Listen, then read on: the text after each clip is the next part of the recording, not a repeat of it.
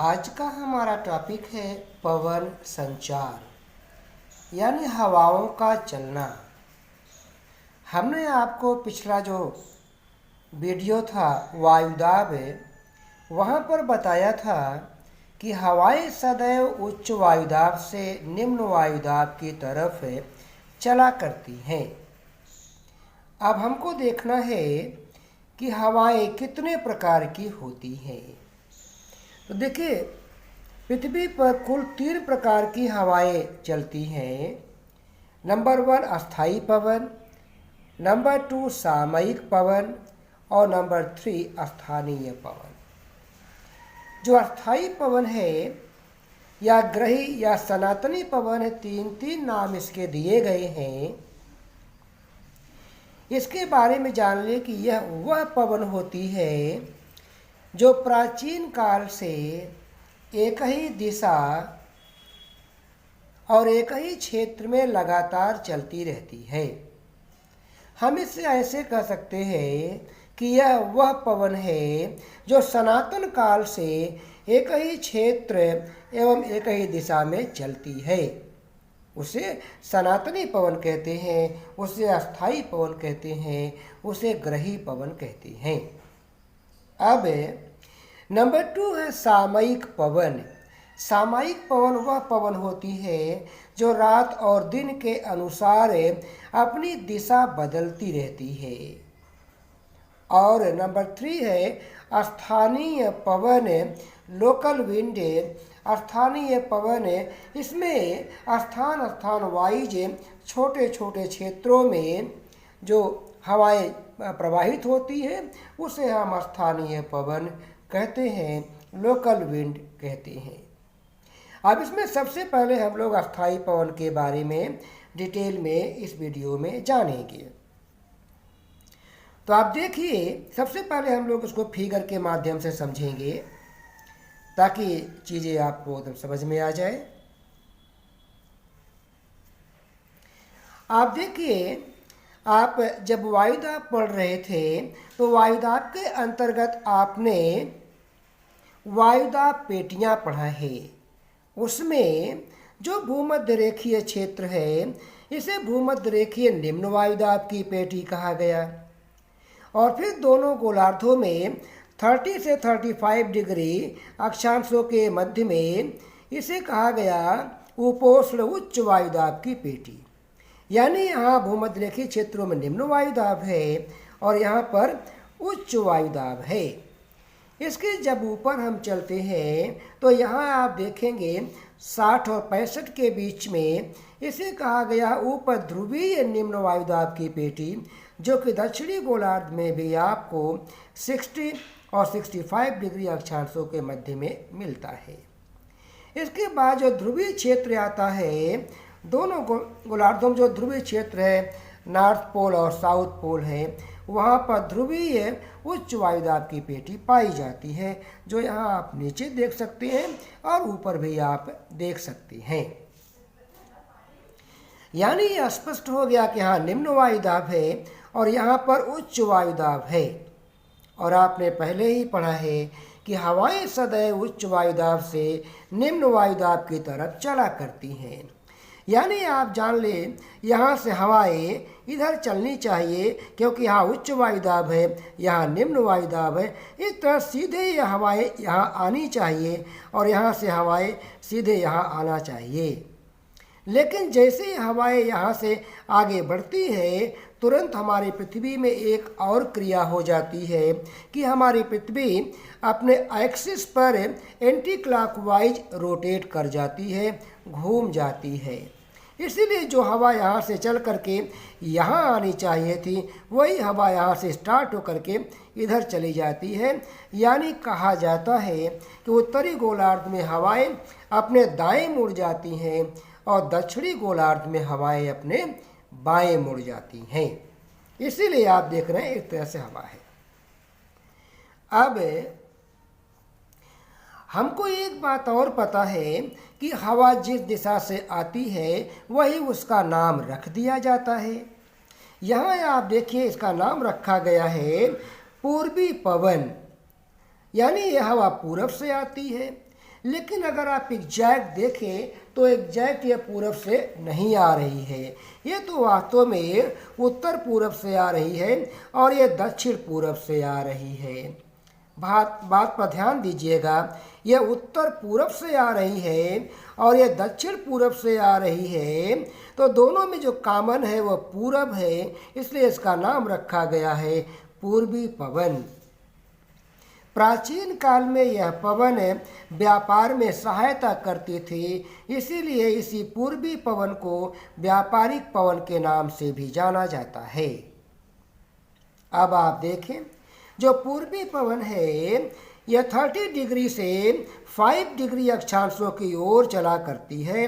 दोनों गोलार्धों में आप देख रहे हैं 30 से 5 डिग्री अक्षांशों की ओर चला करती है। इस क्षेत्र में पाए जाने वाले जो महाद्वीप होते हैं, इनके पूर्वी क्षेत्रों में वर्षा होती है और पश्चिमी क्षेत्रों में उष्णकटिबंधीय मरुस्थलों का विकास हो जाता है। कारण यही है कि पूर्वी क्षेत्रों में ज़्यादा वर्षा होती है और पश्चिमी क्षेत्रों में आगे बढ़ते बढ़ते नमी की मात्रा कम हो जाती है, जिससे वहाँ डेजर्ट डेवलप हो जाता है। इसे कहा जाता उष्णकटिबंधीय मरुस्थल, क्योंकि यह जो क्षेत्र है आपका उष्णकटिबंध में पड़ता है, ट्रॉपिकल जोन में पड़ता है, इसलिए यहाँ पाए जाने वाले मरुस्थलों को उष्णकटिबंधीय मरुस्थल कहा जाता है। तो इतनी बातें, इतने पॉइंट आपके पूर्वी पवन के बारे में है, जो कि अस्थायी पवन है। अब दोनों गोलार्धों में आप देखिए, यहाँ पश्चिमा पवन आपको मिलेगा, इसे प्रति व्यापारिक पवन भी कहा जाता है। ये चीज़ आप यहाँ भी देख रहे हैं, ये चीज़ आप दक्षिणी गोलार्ध में भी देख रहे हैं, दोनों जगहों पर आपको मिलेगा। नाम रखा गया पश्चिमा पवन है, यानी यह पवन पश्चिम से आनी चाहिए।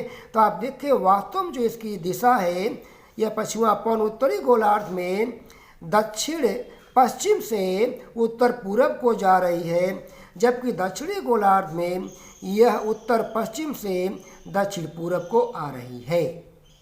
दोनों में कॉमन देखा जाए तो पश्चिम है, इसीलिए इस पवन का नाम रखा गया है पश्चिमा पवन।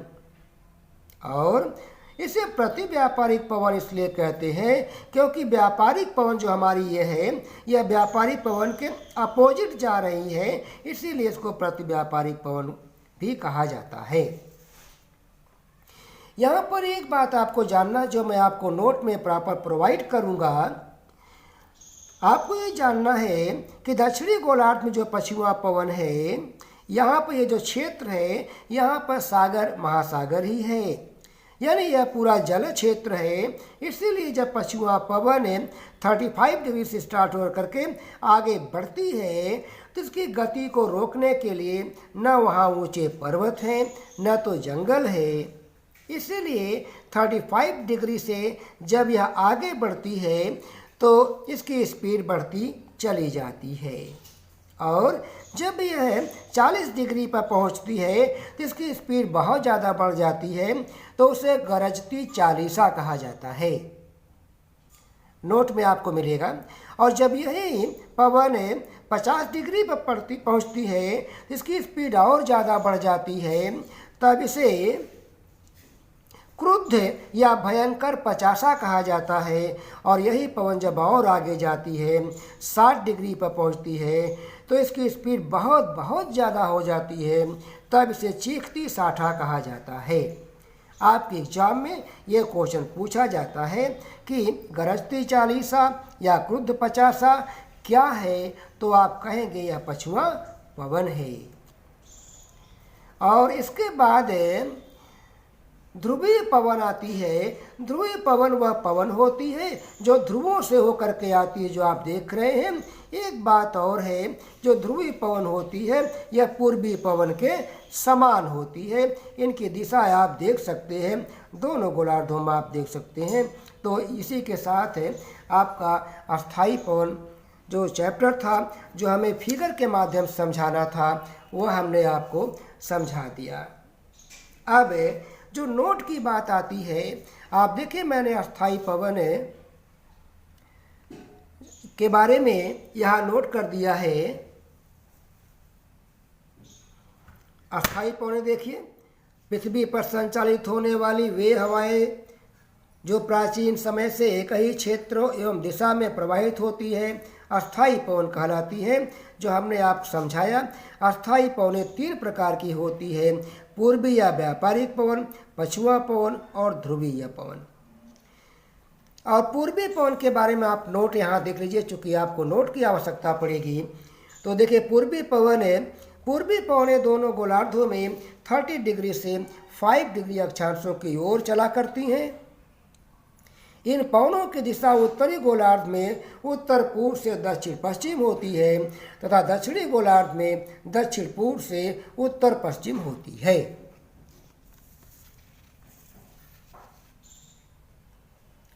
नेक्स्ट पॉइंट्स के बारे में है, इन हवाओं के द्वारा व्यापार में सहायता मिलती है, इसलिए इन्हें व्यापारिक पवन कहते हैं।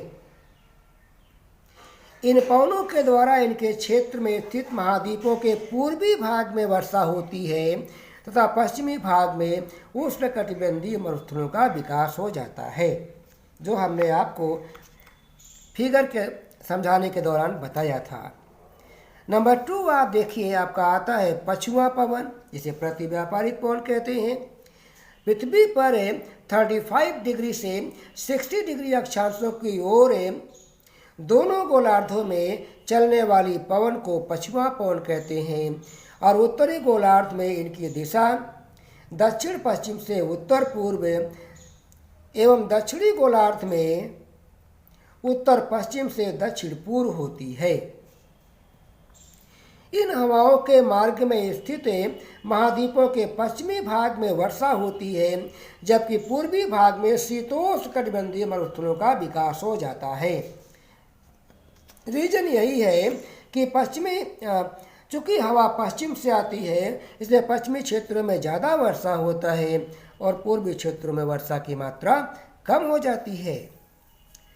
अब इसमें आप देखिए, अगला पॉइंट है, दक्षिणी गोलार्ध में पछुआ पवनों के मार्ग में कोई अवरोध न होने के कारण ये हवाएं तीव्र गति से प्रवाहित होती है, जिन्हें 40 डिग्री दक्षिणी अक्षांश पर गरजती चालीसा, 50 डिग्री दक्षिणी अक्षांश पर क्रुद्ध या भयंकर पचासा, 60 डिग्री दक्षिणी अक्षांश पर चीखती साठा कहती हैं।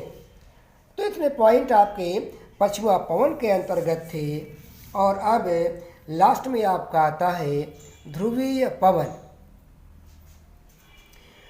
दोनों ध्रुवीय क्षेत्रों में ध्रुवों से 65 डिग्री अक्षांशों की ओर प्रवाहित होने वाली पवन को ध्रुवीय पवन कहते हैं और इन पवनों की दिशा पूर्वी पवन के समान होती है। तो यह वीडियो यहीं पर समाप्त करेंगे। इसमें मैंने आपको अस्थायी पवन के बारे में दिया है, बाकी जो सामयिक पवन है और लोकल विंड है, स्थानीय पवन है, उसके बारे में हम आपको अगली वीडियो में प्रोवाइड करेंगे। तो अगर आपको हमारा वीडियो पसंद आए तो आप इसे लाइक करें, सब्सक्राइब करें और शेयर करें। Thank you.